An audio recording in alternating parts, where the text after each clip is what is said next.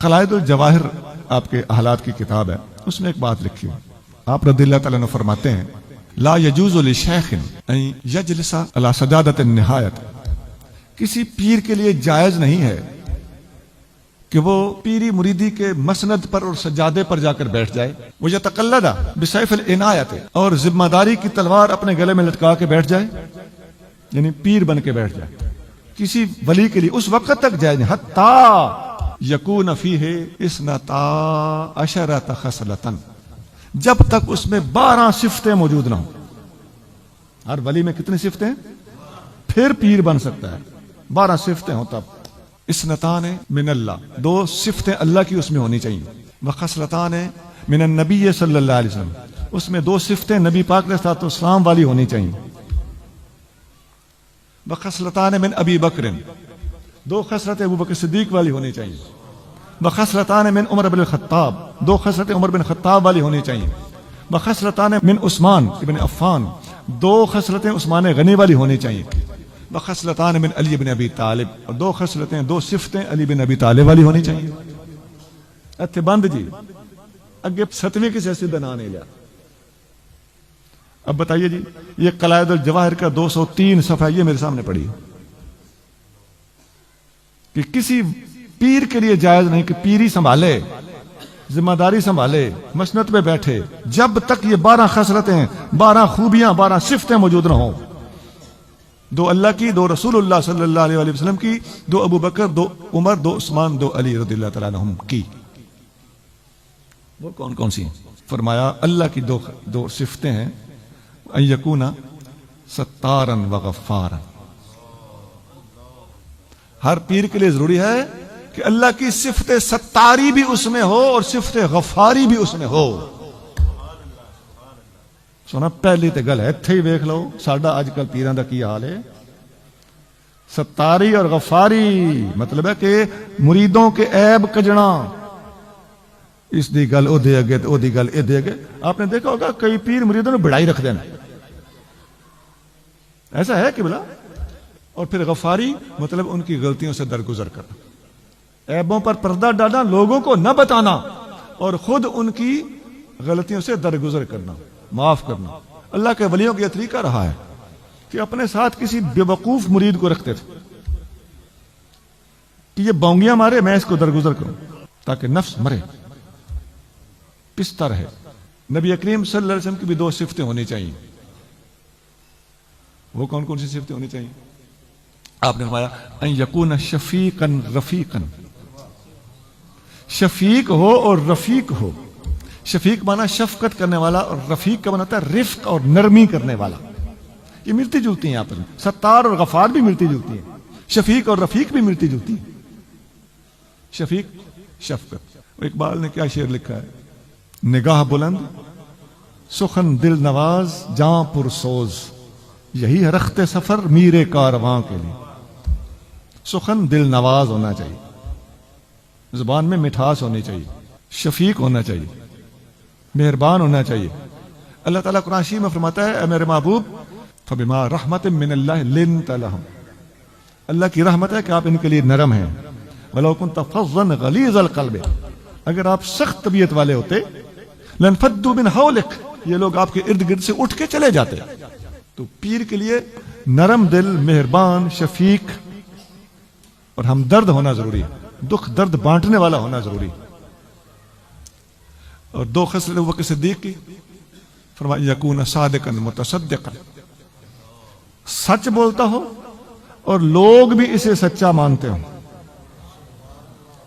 کہ کوڑ نہیں مارتا، او دی گل ہے تو پھر ٹھیک ہی ہونی. میرا ایک دوست ہے، اس کا کسی کے ساتھ جھگڑا ہو گیا، تو جس کے ساتھ جھگڑا ہوا نا تو وہ ایک 3rd پرسن، تیسرا بندہ، وہ دوسرے آدمی کا ہمدرد تھا. کہنے لگا جی وہ فلانا جڑا نا میرے چاچا جی نال بھڑیا ہے تو وہ بڑا غلط کیتا ہے اس نے. تو وہ اس کا ایک پاس ایک اور آدمی تھا، اس نے کہا یار یہ فلانا بندہ تیرے چاچے نال بھڑیا ہے. انہوں نے کہا ہاں، انہوں نے بڑا غلط کیتا ہے. انہوں نے کہا جی وہ بھڑیا نا تو پھر ٹھیک ہی ہونا ہے، اس بندے نے میں جاننا، وہ بندہ غلطی نہیں کرتا، کسی نال ظلم زیادتی نہیں کرتا. تو مطلب اس کی غیر موجودگی میں اس کا وہ دوسرا بندہ دفاع کرے کہ جی اس آخیا تو پھر ٹھیک ہے. صادق بھی ہو, سچ بولتا ہو, یکڑ نہ مارتا ہو. پیر سچ بولے گا تو کشف ٹھیک ہوگا. خدا کی قسم یہ بڑا پکا اصول ہے. الہام اسی کو ہوتا ہے جس کی زبان پہ سچ ہوتا ہے. اس کو خواب سچا آئے گا, اس کا کشف ٹھیک ہوگا, اس کا الہام ٹھیک ہوگا. اگر ہر وقت جھوٹ بولنے والے بندے کو سوال ہی پیدا نہیں ہوتا کہ کشف قبور ہو جائے, اسے کوئی اور کشف ہو جائے, کوئی سگنل آ جائے, اس کا نہیں آئے گا. آئے گا تو ڈیٹیکٹ نہیں کر سکے گا, سمجھ نہیں سکے گا. تو خود بھی سچ بولتا ہو, لوگ مانتے ہوں کہ سچا تو ہے, جھوٹ بولنے کا عادی نہیں.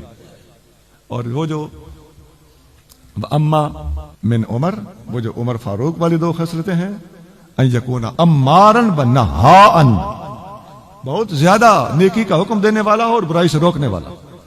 یہ فاروق اعظم کی خصلت ہے. یہ نیکی کا حکم دینا اور برائی سے روکنا, یہ نبی کریم صلی اللہ علیہ وسلم کی اعلیٰ ترین نعمت ہے. نبینا الامر الناہی فلا احد ابر رفیق قول لا منہ ولا ناہمی. ہمارے نبی کریم صلی اللہ علیہ وسلم حکم دینے والے ہیں, برائی سے روکنے والے ہیں, اور آپ سے بڑھ کر یہ کام کرنا کسی کو نہیں آتا. تو فاروق اعظم کی یہ دو خصلتیں بیان فرمائی.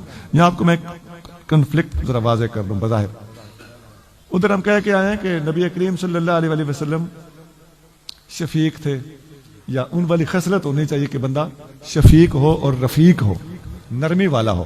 اور ادھر فرمایا جا رہا ہے کہ نیکی کا حکم دے اور برائی سے روکے. تو نرمی اور شفقت کا تعلق ان باتوں سے ایسے نہیں ہوتا کہ نرمی اور شفقت کی وجہ سے اس کو برائی بھی کرنے دو اور اچھائی نہیں کرتا تو بھی اس کو نہ سمجھاؤ. یہ نرمی اور شفقت نہیں ہے. یہ دونوں باتوں کا آپس میں تضاد نہیں ہے. نبی پاک علیہ السلام شفیق اور رفیق ہیں, لیکن جب ایسی بات ہو جہاں حضور صلی اللہ علیہ وسلم کا بولنا بنتا ہو, آپ نرمی اور شفقت کے باوجود ایسے بندے کو ٹوک دیتے.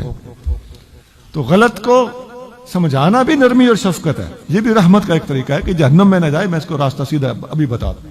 اسی طرح آگے حضرت عثمان غنی رضی اللہ تعالیٰ عنہ کے بارے میں فرمایا کہ وہ بندہ جو ہے وہ اللہ کی راہ میں خرچ کرنے والا ہو اور رات کو قیام کرنے والا ہو.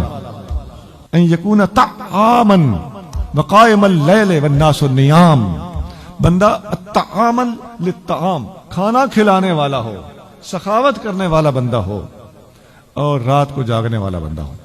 عثمان غنی سخاوت کرتے تھے اور رات کا قیام ان کا زیادہ مشہور ہے. اس لیے حضرت حضور غوث پاک نے ان کی اس صفت کو بیان فرمایا. اور وہ جو چھٹی ہستی ہے حضرت علی المرتضیٰ رضی اللہ تعالیٰ عنہ کی, ان کے بارے میں فرمایا کہ ان یکونا عالما و شجاعا, علم والا ہو اور بہادر ہو. تو اب بتائیے نا, ابھی میں نے حضرت غوث پاک کا علم کے بارے میں جو نظریات ہیں, جو تعلیمات ہیں, وہ ابھی عرض کی ہیں. تو علم ہوگا تو پیری کے قابل ہوگا. آپ فرما رہے ہیں ورنہ پیری والی مسند کے قریب نہ جائے. لا یجوز لشیخ, کسی ایک شیخ کے لیے بھی جائز, لشیخ یہ جو ہے نا نکرہ ہے, اس کا مطلب ہوتا ہے کسی عالم کو, کسی فقیر کو, شیخ کو, مرشد کو زیب نہیں دیتا کہ مسند ارشاد پہ جا کے بیٹھے جبکہ اس کے اندر یہ صفتیں موجود نہ ہوں. تو علم کی صفت اگر نہیں ہے تو آج یہ بیماری بہت زیادہ ہے. تو علم سے روکا تک جا رہا ہے بعض آستانوں سے. علم کی کوئی لوڑ نہیں ہے. آپ دیکھ لینا, جو بھی علم سے روک رہا ہے آزما لینا, وہ خود عالم نہیں ہوگا اس لیے روک رہا ہے کہ کوئی مرید منوا کے ٹوک نہ سکے, تاکہ میں جو غلطیاں کر رہا ہوں, جو ناجائز باتیں سکھا رہا ہوں, جو جہالتیں پھیلا رہا ہوں, ان پر مجھے گرفت کرنے والا کوئی مریدوں میں سے ہی اٹھ کے کھڑا نہ ہو جائے. ایسا آپ دیکھتے ہیں کہ ایسے پیر جب ایسی حرکتیں کرتے ہیں تو ان کے مرید, ان کے خلفاء ان کو چھوڑ جاتے ہیں. کیوں؟ قرآن و سنت کے خلاف, اجماع امت کے خلاف, جمہور امت مصطفیٰ صلی اللہ علیہ وسلم کے خلاف. جب کوئی عقیدہ بیان کرے گا, کوئی نظریہ بیان کرے گا, کوئی اپنا طریقہ رائج کرے گا, تو ظاہر ہے جس نے قرآن و سنت پڑھا ہوا ہے, جس کو پتا ہے کہ میں نے مصطفیٰ کی غلامی کا پٹا گردن میں ڈالا ہوا ہے, اس بندے کے ساتھ میں نے انہی کی خاطر تعلق جوڑا تھا کہ ان کی رنج سے ہٹا ہے, تو اس کو چھوڑ دینا واجب ہے. حضور کو چھوڑنا بالکل جائز نہیں ہے. ہر پیر کے لیے ضروری ہے کہ اپنے مریدوں کو بتائے اگر مجھ سے غلطی ہو تو مجھے چھوڑ دینا, مصطفیٰ کا دروازہ مت چھوڑنا. یہ جرت ہونی چاہیے. یہ حضور کے ساتھ وفا کا تقاضا ہے. شجاع بھی ہو, بہادر بھی ہو. اللہ کا ولی ہوتا ہی بہادر ہے. اللہ کا ولی سچی بات اسی لیے کر دے گا. ہاں کرنے کا طریقہ الگ کوئی ٹھیک ہے, کہیں نرمی سے کرنا پڑتی ہے, کہیں سختی سے کرنا پڑتی ہے. کلمہ حق بول دینا اللہ کے ولی پر واجب ہوتا ہے, نہیں تو وہ ولایت کا قابل ہی نہیں ہے. مسند پہ بیٹھنے کے قابل, یہی تو میں بتا رہا ہوں, حضور غوث پاک فرمانے کہ مسند پہ نہ بیٹھے اگر وہ دلیر نہیں ہے. لیکن دلیری کا یہ مطلب نہیں کہ آئے گئے پنجی رکھے، آئیاں انیائیاں منہ کڈی رکھے، جائز ناجائز اول فول بولتا رہے، خدا نہ خواستہ ایسی بات نہیں۔ جہاں بولنا بنتا ہے وہاں ضرور بولے، اور خواہ مخواہ بات بات پہ ٹانگ اڑا کے بیٹھ جانا یہ دلیری نہیں ہے، یہ نادانی، یہ حکمت عملی کے خلاف ہے۔ آپ دیکھتے ہیں نیٹ پہ بڑے وہ آ رہے ہوتے ہیں، ہر بات کا جواب دینا آپ پر لازم نہیں ہے، کئی فتنے اٹھتے ہیں نیٹ پر۔ سونا یاد رکھیے، نیٹ پہ جیسے بات آئی آپ کالے پہ جاتے ہیں، سوڑے پہ جاتے ہیں، یار میں جواب، یعنی ہمارا ذہن یہ ہوتا ہے کہ میں بولوں گا تو مسئلہ حل ہوگا۔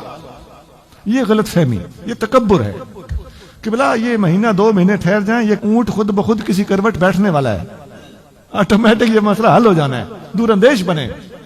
آپ نے دیکھا نہیں ایسا کئی دفعہ ہوا ہے نا، 3 4 6 مہینے کے بعد آئی گئی ہو جاندی ہے، کسی نے یاد ہی نہیں ہوندی، اس وقت تو سنڈی کھپ پائی سی، وہ گئی گھرل مرل ہو گئی، اب شاید شرمندہ ہو رہے ہوگی، یار اس وقت کی میں مار بیٹھا ہوں۔ ایسا ہوتا ہے کہ نہیں؟ تو ذرا کنٹرول سے کام لینے کے اللہ توفیق عطا فرمائے۔ اگلے وقتوں میں علماء کرام، میں ابھی حضرت کو بتا رہا تھا، سنن دارمی میں اس قسم کے بہت سارے اقوال موجود ہیں کہ علماء میں سے ایک کے پاس سوال آتا تھا تو وہ آگے بھیج دیتے تھے، اس سے پوچھو، وہ آگے بھیج دیتے تھے، وہ آگے بھیج دیتے، چلتے چلتے پہلے عالم کے پاس مسئلہ پھر پہنچ جاتا تھا، جواب دینے سے اتنا گریز کرتے تھے۔ آسان جواب ہے وہ دے دیں، لیکن تھوڑا سا مشکل ہے، ٹپیکل ہے، کریٹیکل ہے، کمپلیکیٹڈ ہے، تو اس کو آپ مہربانی کریں، آپ اظہار خیال نہ کریں۔ آپ کو پتہ ہے دور کون سا جا رہا ہے، اوپر سے کمنٹس آنا شروع ہو جائیں گے، وہی یا ماشاءاللہ یا لا حول ولا قوت۔